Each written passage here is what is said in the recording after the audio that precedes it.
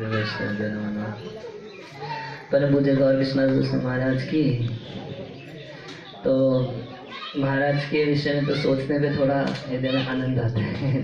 आज का दिन थोड़ा अलग ढंग का है, मगर फुल्ली कृष्ण कॉन्शियस और हमेशा जॉयफुल रहते थे महाराज। सबसे प्रेम स्नेह सौहार्द और आनंद में हमेशा आपको दिखाई पड़ेंगे, और हंसी मजाक भी करते थे और फुल्ली कृष्ण कॉन्शियस भी रहते थे उसके साथ साथ। तो हम लोग महाराज से जब मिलने जाते थे, मैं और निताई मिंटू प्राय साथ रहा करते थे, तो महाराज छेड़ा करते थे थोड़ा थोड़ा, आओ ध्रुव नारायण आओ ऐसे करके बोलते थे। तो ध्रुव अलग है और नारायण अलग है। वो नारायण प्रभुदेव है, ध्रुव। हम लोग एक साथ रहते थे। तो कभी कभी मजाक मजाक में उदाहरण भी दिया करते थे। हम लोग आ रहे थे गाड़ी में, कथा सुन रहे थे, तो याद आ गया मुझको। तो महाराज बोलते हैं कि कुछ लोग वैदिक शास्त्रों में साथ रहते थे, जैसे नवयोगेंद्र, अश्विनी कुमार ऐसे ऐसे पूरा। तो मेरे को बड़ा चिढ़ता भी लगता है कि महाराज टीज करते थे, चिढ़ाते थे कि तुम दोनों हमेशा एक साथ दिखाई देते हो। तो जिस दिन मेरा दीक्षा हुआ तो गुरु महाराज नाम दिए ध्रुव नारायण दास। तो मैं गौर कृष्ण महाराज को देख रहा था, महाराज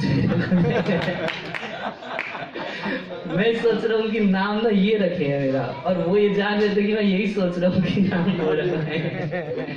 तो जैसे ही रूम पे आए, सबसे पहले हाथ पकड़ के मेरे को बोले, मैं तेरा नाम नहीं रखा था, गुरु महाराज खुद रखे थे। लिस्ट दिखाए कि देखो रात को बैठ के नाम लिखे हैं, वही तुम्हारा नाम दिए थे ध्रुव ने। तो महाराज हमेशा बहुत जॉयफुल भी रहते थे और बहुत अपनापन, बहुत प्रेम सबको दिया करते थे। जैसा प्रभु जी बोले और सभी लोग उसकी। एक बार मैं भी ऐसे बोल दिया था कि महाराज बहुत स्पेशल, तो उस दिन मधुबन बिहारी प्रभु टोक दिया मेरे को, बोले नहीं महाराज सबसे ऐसी प्रेम करते हैं। महाराज कथा का जो शैली था उनका, तो सब जानते हैं कितना आकर्षक और प्रेम से भरा था, और कितना उनका भागवत का ज्ञान था।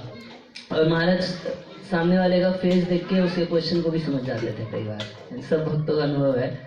तो पहले मैं सोच रहा कि शायद केवल हमारे ही फेस देख के समझते हैं, बट बाद में कई भक्तों से सुना तो पता चला कि नहीं।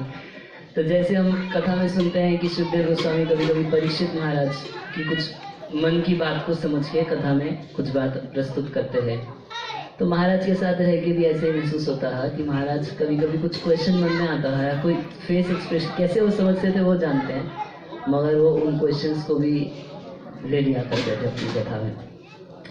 और महाराज का सबसे बड़ा कंट्रीब्यूशन यही है, उनका संपूर्ण भागवत और संपूर्ण गौर कथा। कई बार बोलता हूँ कि उन्होंने नाम अपना सार्थक किया, गौर कृष्ण दास गोस्वामी। तो गौर कथा संपूर्ण गौर कथा थी और संपूर्ण कृष्ण कथा थी। आज भी हम लोग कहीं भी मंदिर में जाते हैं तो प्रायः भक्त लोग डीटी वर्शिप करते हुए या फिर नहाते धोते महाराज का संपूर्ण कथा चला के रखते हैं, उसको सुनते रहते हैं। तो इससे भक्ति का भक्तों का बहुत पोषण होता है जो महाराज ने दिया। और एक विशेष गुण जो मुझको महाराज का हमेशा टच करता है वो ये है कि महाराज की जो कथा है तो वो आपको प्रेरित करेगी गुरु महाराज की कथा सुनने के लिए। ऐसे कम ही वक्ता होते हैं, ऐसा नहीं है कि नहीं है, कुछ हैं उनमें से। गौर कृष्ण महाराज की कथा अगर कोई व्यक्ति सुनता है तो उसको प्रेरणा मिलती है कि हम गुरु महाराज की भी कथा सुनें। बहुत आपको, और कई लोग तो भ्रम कर जाते हैं कि गुरु महाराज की कथा बोल रहे हैं, गौर कृष्ण महाराज बोल रहे हैं। आवाज में भी कई बार अंतर नहीं पता चलता है। तो महाराज की शैली बोलने की और भागवत को प्रस्तुत करने का, तो जैसा गुरु महाराज का है तो वैसा ही गौर कृष्ण महाराज का रहा। तो एक बार की बात है कि गौर कृष्ण महाराज गुरु महाराज को एक पत्र लिखे, तो वो शीश के शू के हाथ महाराज को भिजवाए थे। तो उस पत्र में जो लिखे थे तो सामने बता भी रहे थे महाराज। तो महाराज उसमें लिखे गुरु महाराज को कि आप जैसे संत जो इतना भगवत प्रेमी है, तो ऐसे बहुत विरले ही हैं, थोड़े ही हैं। तो महाराज बोले कि देखो मैं ये नहीं लिखा कि आप अकेले हैं, अगर ऐसा लिखूंगा तो चिढ़ जाएंगे गुरु महाराज। मैं लिखा हूँ कि हैं मगर बहुत थोड़े ही आपके जैसे संत हैं।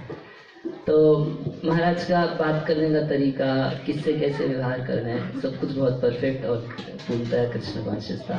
हम लोग प्रार्थना करते हैं कि महाराज के कुछ गुण हम लोगों में भी, कुछ गुण सब भक्तों में दिखाई पड़ते ही हैं, कुछ गुण सब भक्तों ने लिए हैं महाराज से, और हम सब विशेष रूप से मैं उनके और गुणों को विकसित करना चाहता हूँ जीवन में। हरे कृष्ण। परम पूज्य गौर विश्वनाथ गोस्वामी महाराज की।